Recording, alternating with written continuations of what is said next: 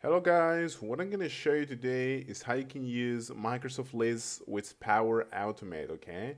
Now it is very important that in order to do this, you're going to need to have access to a SharePoint, meaning that you need to have an institutional email or business email that is linked to your Microsoft account, okay? You cannot do this just with any other regular Gmail account, okay? You need to have a specific Microsoft or organization account linked with your Microsoft account. Okay, so that's very important to notice. Once you have that, you're just gonna come to your Microsoft list basically into your Microsoft workspace. Just gonna go to Microsoft list in here. Okay. Now I just want to click on create a new list in here. Okay, we're just gonna give this a random name. That's gonna be just list, and we're just gonna name it hardware IT requests, okay?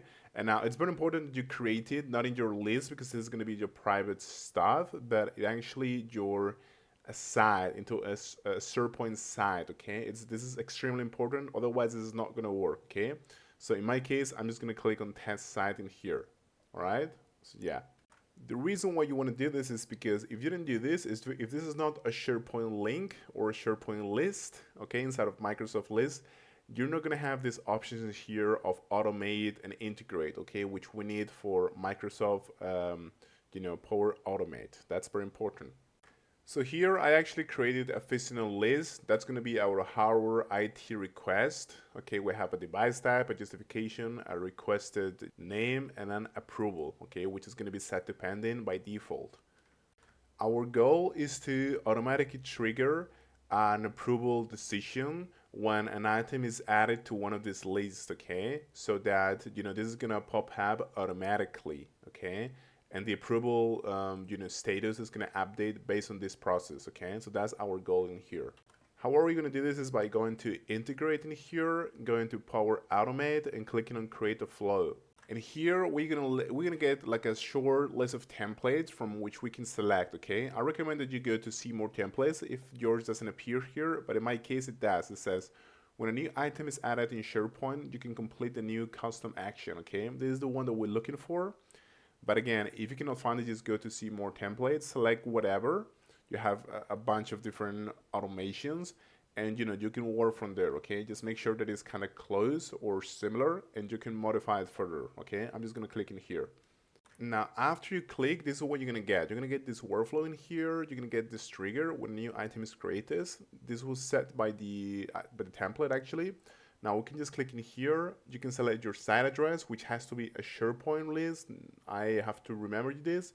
And the list name, we just gonna click on the one that we created here, okay? You're gonna get like a bunch of lists. Just select this one here, all right? Now, I just want you to click on this plus icon here, and I want you to look for approval.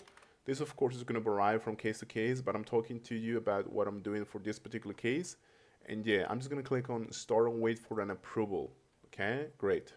On the approval type, I'm going to select approve reject first respond, okay, meaning that, the first respond is basically going to be set as the new status for that particular parameter. For title, I'm going to say new hardware request. And now in the title also, I'm just going to select this little icon and I'm going to click on device type value. And that's basically going to make sure that these little, value here, in this case a monitor or laptop, is shown in this message, in this title. Now you can assign it to someone, to your email, to your employees, or to you.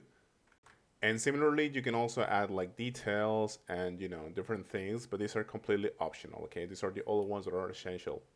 Now here below this approval step, I'm just gonna add a new step and that's gonna be called condition, okay? Or that's gonna be a condition. So I'm just gonna look for it here. Cool. We have basically like a true, a yes, and a false, and no branch. That's cool. Now here, I'm just gonna click on this condition. I'm gonna click on choose a value, dynamic content, and then I'm just gonna click on the outcome of the pass of the previous step, which is start and wait for an approval, okay? So I'm just gonna give this outcome, okay, which is great. Now I'm just gonna set this operator to equal to, and I'm gonna choose a value which is gonna be approve, okay? That's gonna be our true case in here. So if this condition happens, if this condition is true, we're gonna add a new step in here, and that's gonna be called update item, okay? in our SharePoint list, which is this one. So I'm just gonna click in here. Great. Once again, you have to input your site address and your list name, which is the same as before. But the most important part is actually the ID on here. You're gonna click on dynamic content and you're gonna select this little trigger in here, okay?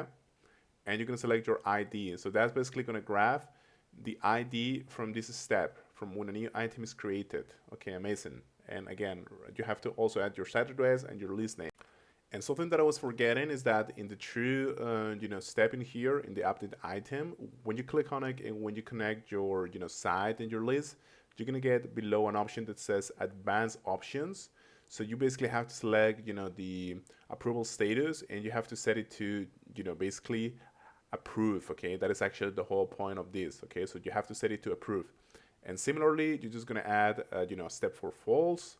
Same thing again, and you are gonna do the same, add the site address, the list name, the ID, and here you're gonna get, some advanced parameter, and you can just click on, reject it. Okay, so that's pretty much it, guys. This was a pretty long tutorial, but I hope that you know now how to do this. Okay, thank you so much, guys.